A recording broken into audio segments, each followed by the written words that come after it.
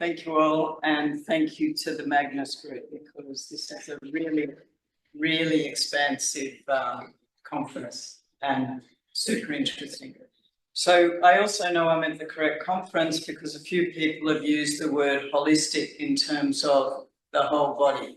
And it's like bringing that word back to its truth rather than what was bastardized from the New Age to, you know, the New Age time in the, when was that, the 80s? So where, you know, holistic was seen as, you know, a bit left of field and a bit out there.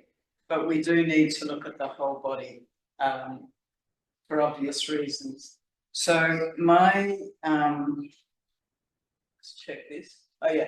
So I'm going to just share with you research that I've done through a Master of Philosophy degree, particularly the second study, which is basically that statement is the experience of the people in the second study where they went from chronic low back pain back to a lot more vitality and joy in the connection with their body and their movement and in their day-to-day life in terms of social activities and family activities.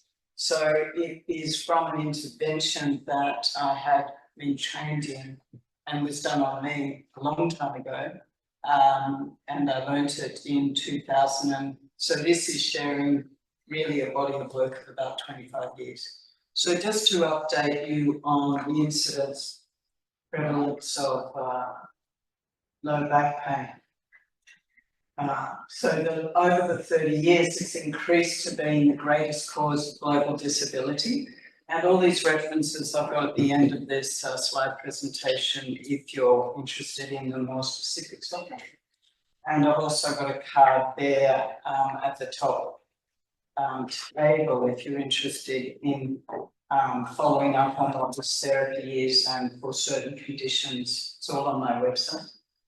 So the prevalence of the low back pain in years lived in disability with over 204 countries. There was 619 million in 2020, and that increased to 843 million in 2050, the prospective increase. So that's a lot of people in anybody's language.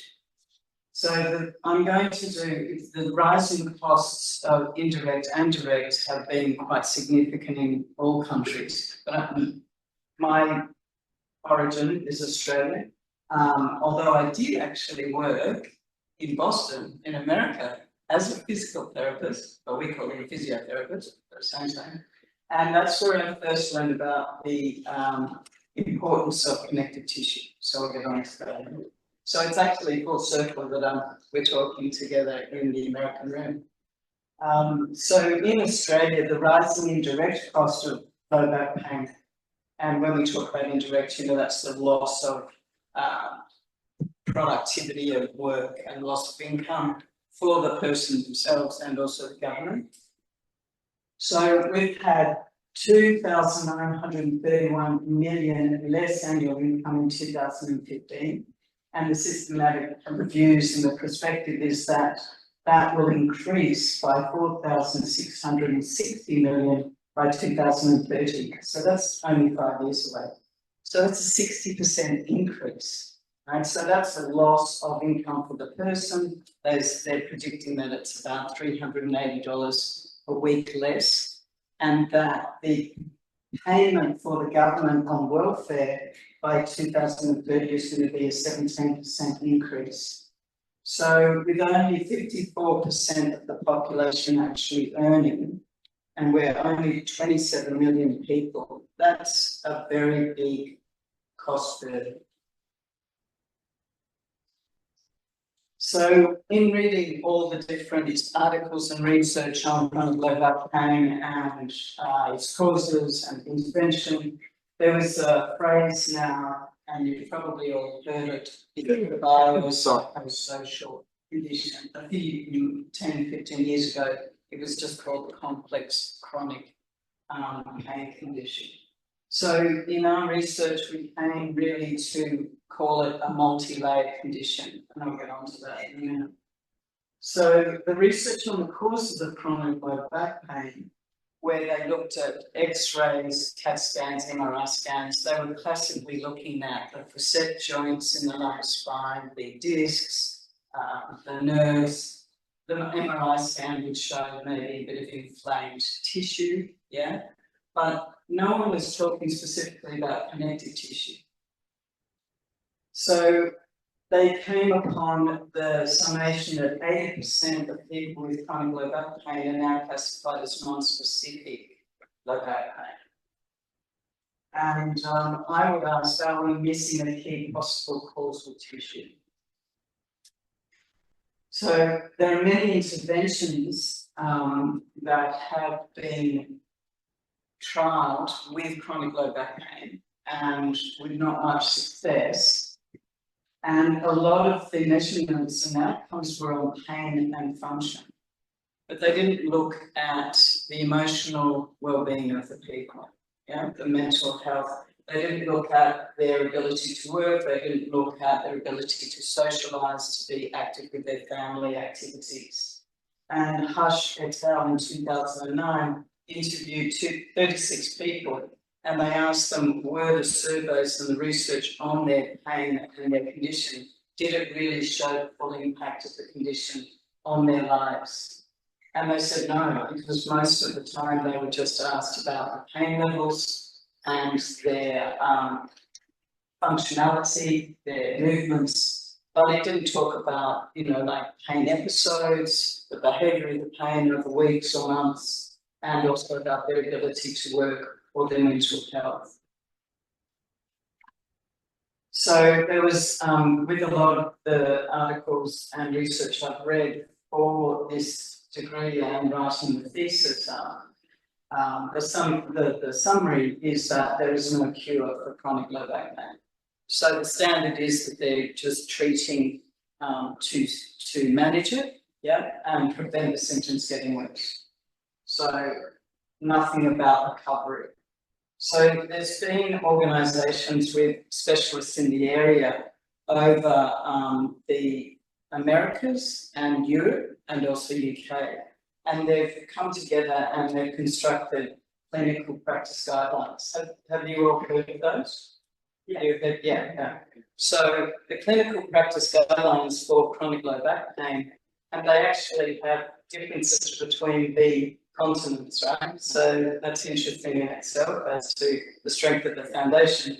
But what they're saying is that the people with chronic low back pain, when they seek medical attention, allied medical, that they should be given education, they should be given maybe spinal mobilization or manipulation, maybe acupuncture, and some psychological or counselling input, but definitely guided exercise.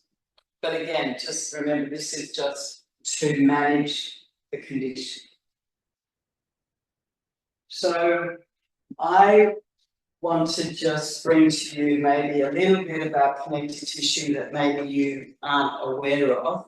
Years ago, it was seen as a fairly inert tissue, and it was just the white stuff that, covered muscles. But connective tissue is so much more than that. Connective tissue is actually throughout your whole body. It doesn't begin or end, but it's through the whole body. It's very connecting, hence the name. And there are some people who are studying connective tissue over the last 15 or 20 years, and they're talking about the connective tissue system in our body as a meta-communicating system. Yeah. So it actually, the properties of connective tissue are, by its beautiful design, it is fluid as well. It's not just the big stuff that covers, say, the lower back, the sacrum area. There's very delicate connective tissue that supports the lymph nodes in the body. It's not just the thick tendons or the ligaments. There's connective tissue in our organs. There's connective tissue. Actually, there's even fibers in our cells that support the structure of the cell. Yeah. So it also distributes biochemicals, it distributes white blood cells, so it's known medically to actually be supportive of our immune system. Yeah. So it has quite a lot of roles. We tend to, in our physiology education, to just talk about the connective tissue in the musculoskeletal system, but it has a lot to do with supporting our body system. So therefore, it has a role in how well we are, how vital we are. So if you look at the thoracolumbar fascia, which I'll talk about more, see how it's got that whole area of the lower back. There's a lot of thickening over our sacrum, yeah, so this area, but it also has fibers that come up and extend up and out. So the latissimus dorsi muscles, our swinging muscles join onto it, quadratus lumborum muscles on the side, they join onto it, the upper buttocks muscles, the deep muscles go through and around the side and they go into our abdominal area. So it's actually very extensive, the thoracolumbar fascia. So you can imagine if you look at the white and you look at along the spine, it continues up, right? It's continuing and it goes up to the base of the skull and across. So we had people that we interviewed about receiving this type of connective tissue therapy I'm going to talk to you about, and their chronic low back pain. And they were saying it's not just low back pain. They get mid-back pain, they get pain between their shoulder blades, they get sometimes even neck pain associated with their low back pain. So it's, you know, a whole body impact. So the research in the last 30 years that talk about changes in the integrity of connective tissue. See, the ideal connective tissue is, I'm just going to have to drop this for a minute. It has a sliding, gliding component. So it actually allows you to have this full three-dimensional pain-free movement. That's its beautiful design. But if you get an impact physically, and you could say also perhaps emotionally, if you're really under a lot of tension, emotionally, you know, when you're being stressed and your body feels tight, it's not just the muscles that might be tight, it's the connective tissue. And we can hold on to that tension for, well, what I've seen in my patients for years and years, and in my own body. So the actual research started in '95, where this surgeon, back surgeon, actually took tissue samples, 26 of his patients, before they had their surgery, and they'd never had a back operation before. And all of these samples showed ischemia. So it showed deadening of the tissues, it showed thickening. Yeah. So you can imagine if this was very thick and thickened, then that's going to affect obviously flexibility in your spine, in the normal rotational movements that our body does. So with that restriction, there'll be more pressure in the area. If there's more pressure, more compression, then the joints might start getting unhappy and then you start getting discomfort. Also, in the connective tissue, there's actually quite a lot of pain receptors. There's touch receptors and there's temperature receptors. So it's actually far more sensitive tissue than we've first given it credit for.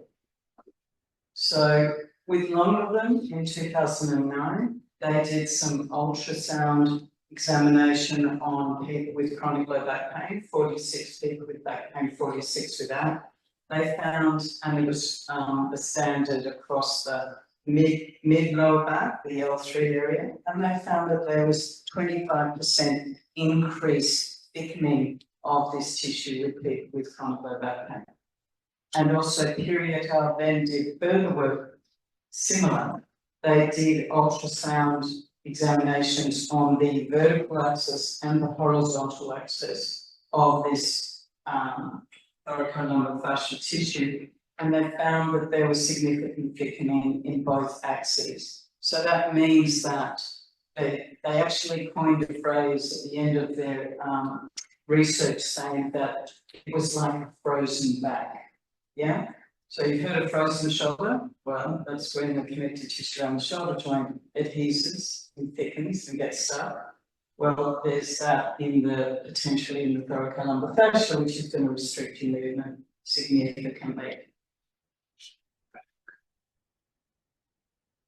So just in terms of this connective tissue therapy, I'm going to introduce you to, it's called Esoteric Connective Tissue Therapy, and that's the connective tissue therapy that I had done on me years ago in 2000, when I found the practitioner who had developed this therapy, and I met him through a physiotherapy friend of mine. Now, I had a right pelvic sacroiliac joint problem that was actually quite chronic and quite significant, with referred pain down my leg. I'd had that for 15 years. I tried all sorts of manual therapies for it. And then I went to this fellow and we had many talks about the natural healing mechanism of the body. And he had an amazing sense of the connective tissue, and he worked with high-end athletes. So anyway, I started having treatments with him. And what I found gradually was that it supported me to be more aware of my body and the way that I moved, the quality of my movement, the way that I did things. And, you know, I was the good classic physiotherapist who was reasonably aware of body, yeah? But I still pushed myself in the way I exercise, I pushed myself to get things complete and done without actually being really that caring of my body. So as well as my connective tissue changing in its quality and my flexibility starting to come up and my pain levels going down, it also encouraged me to be a bit more self-caring of the way that I treated my body.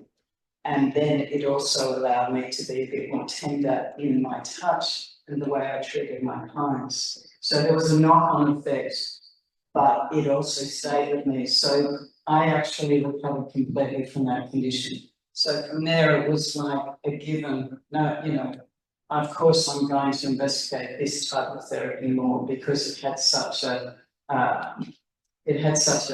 significant positive impact on myself.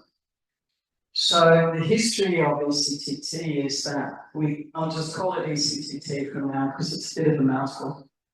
So it's developed really in 1999. I experienced it in 2000. Not long after that, I was taught how to do that. A couple of other physiotherapists were taught how to do that. And it's actually been taught in the UK as well as in Australia. And so now we have 151 ECTT trained physiotherapists, not physios, they're either body workers, remedial massage people, some physios, osteopaths, and so they're working in Germany, England, and Scotland, France, and Australia. They're those that I know of. The actual techniques themselves, they are applied to the heels, the ankles, the sacrum, the spine, the base of the skull, the arms and the legs. And they actually, if you're interested in actually experiencing it or seeing it further after this presentation or at the end of today, I can show you on one of my colleagues. So I'm very supported here. I've got two of my Australian colleagues that are here with me today. So it's brilliant that they're here.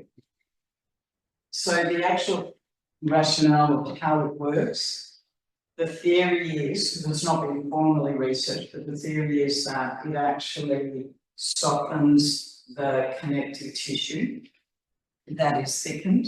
I'll just put this down. And it's, if I had someone lying on their back and I had their heels of their feet in my hands, I'd be doing gentle rhythmic movement. And I'm exaggerating, it's not nearly that, that big when you've got the person's feet in your hands. But the theory is that it causes a ripple effect up through the tissue and that it encourages the person to relax on the table, treatment table, and that there's a softening of the tissue. So therefore it helps restore the sliding, gliding nature of the connective tissue. And so there's less adhesion. If there's less adhesion, then there's more fluidity, there's less thickness. So gradually the movement is restored and the pain gradually lessens. But there hasn't been up until now any formal research done on how it works.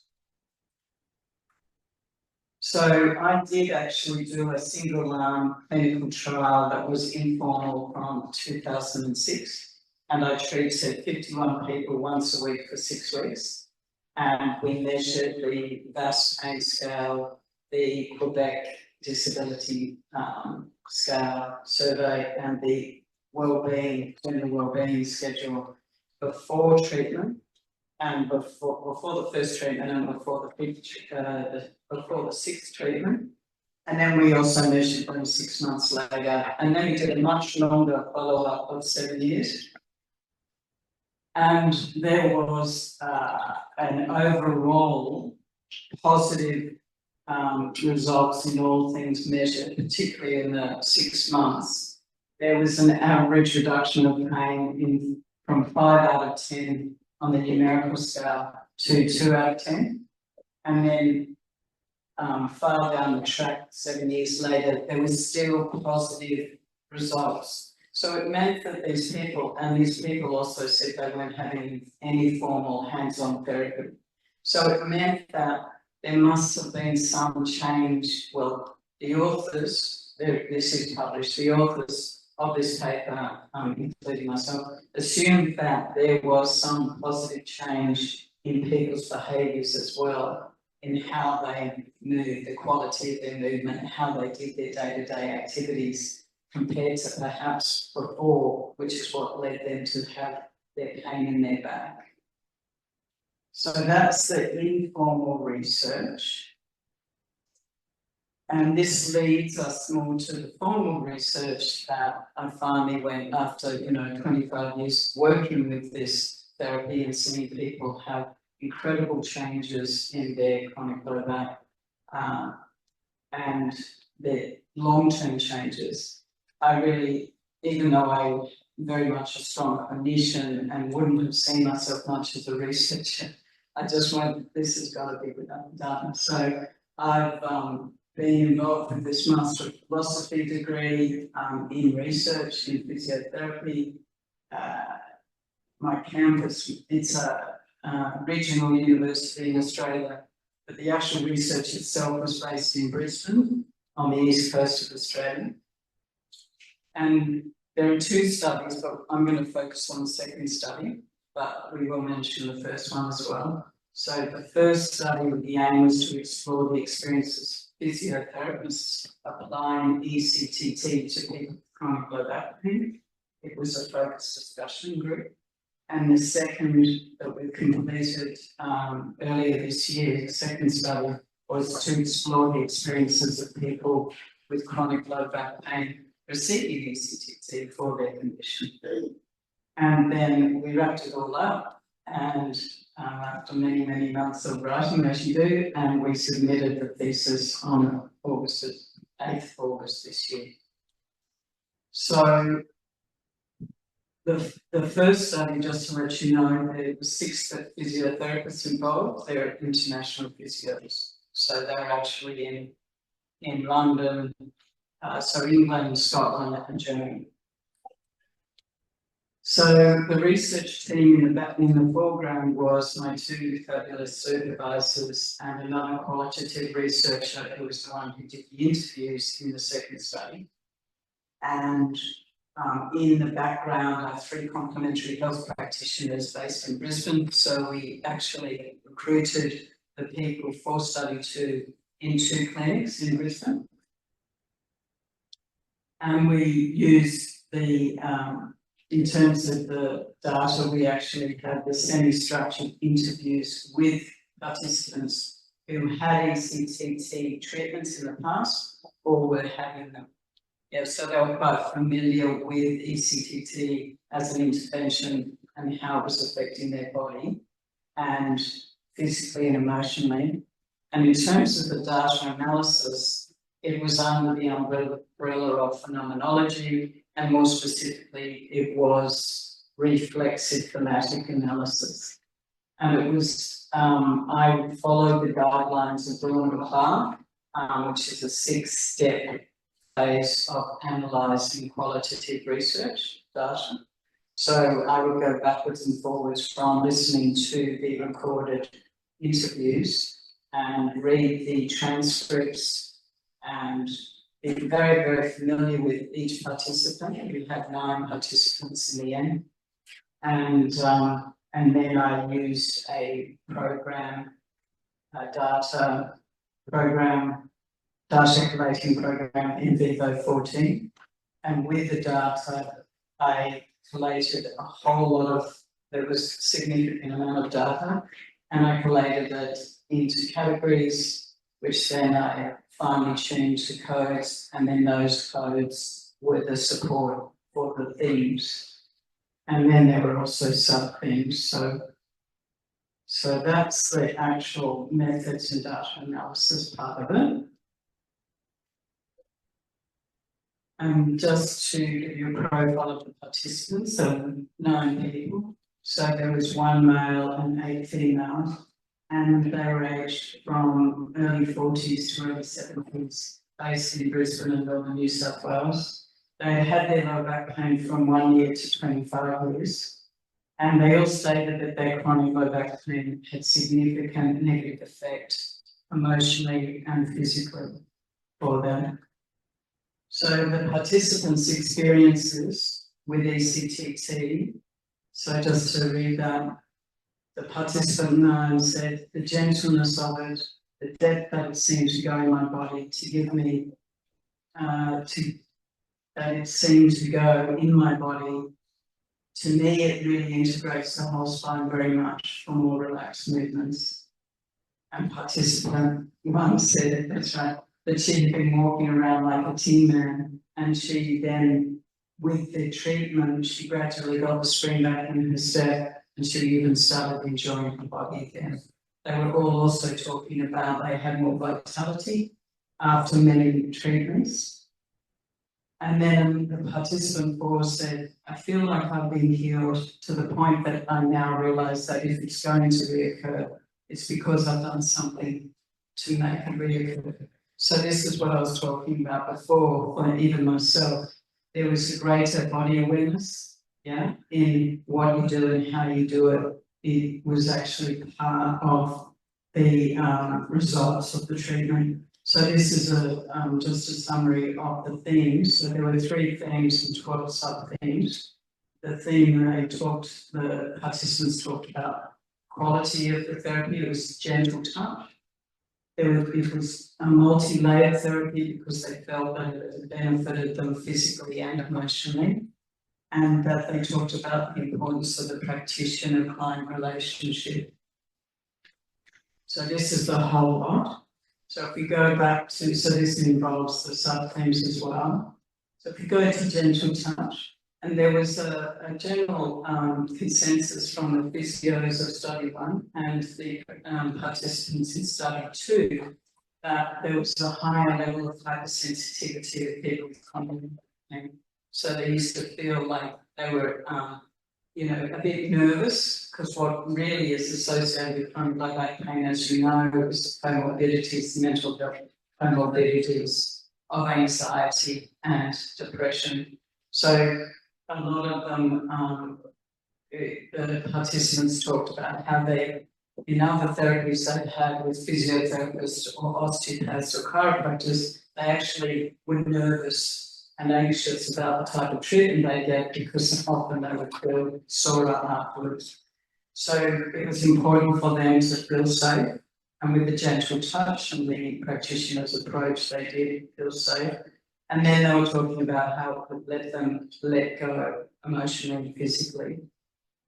So that circle on the inside, it's about healing. That was the primary thing that the people all talked about, that it wasn't just management of their symptoms, that they actually felt like there was a healing, there was a recovery happening. So in the background, it's the multi-layered condition of lower back pain. And then they talked about ECTT as a multi-layered therapy. So it treats the whole body, and it also allowed, as I said before, it supported a greater body awareness. So that actually led to a change in the way that they moved and did things. And they all talked about the importance of the practitioner-client relationship. They loved how the practitioner would spend time with them before they treated them, and there was a discussion, and they would ask questions about, how does it affect your work life, how it's affecting your social life, your family life.